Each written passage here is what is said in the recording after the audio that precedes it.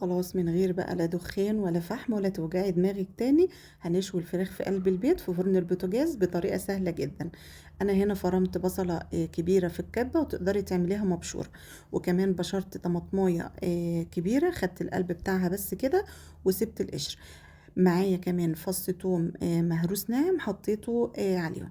اللي بيديكي بقى طعم مميز كده للمشويات هي الصويا صوص، تحطي معلقتين، ولو مش موجودة تقدري تستغني عنها.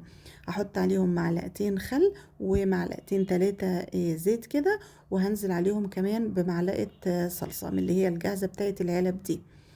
البهارات بقى هتبقى عبارة عن فلفل اسود وبهارات فراخ وكمون وبابريكا وتوم بودر وبصل بودر، ممكن شوية شطة اختياري. حطيت عليها كمان مرقة دجاج فورية.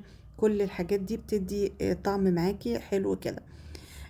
كمان انا حطيت عليها عصير ليمونة، وحطيت معلقة عسل نحل، بس هي ما جاتش في التصوير، بيدوها طعم مميز برضو. والعسل النحل ده ما تخافيش ما بيخليش طعمها مختلف ولا حاجة.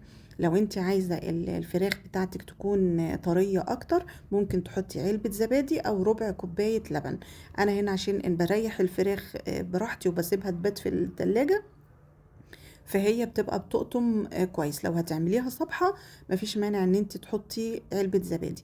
هنا في نفس الصينية بقى حطيت كوبايتين مية سخنين كده على بقية التتبيلة، وبعدين هحط الشبكة. تقدري تسوي الفراخ بتاعتك في الصينية زي ما هي كده، ولو عايزة خطوط زي الشواية بقى تقدري تحطيها في الشواية كده. قفلت عليها الشواية هيت ودخلتها فرن درجة حرارة عالية جدا. وكل ما الصينية اللي فيها المية تقل فيها، بزود فيها مية سخنة. ما تنسيهاش علشان هي ممكن تشيط معاكي وتطلع دخان بقى في قلب البيت وكده، واحنا مش عايزين كده. زوديها كل شوية. الفراخ هنا مستوية، وبصوا مش عايزة حاجة، مش محتاجة حاجة، طرية وجميلة وزي الفل.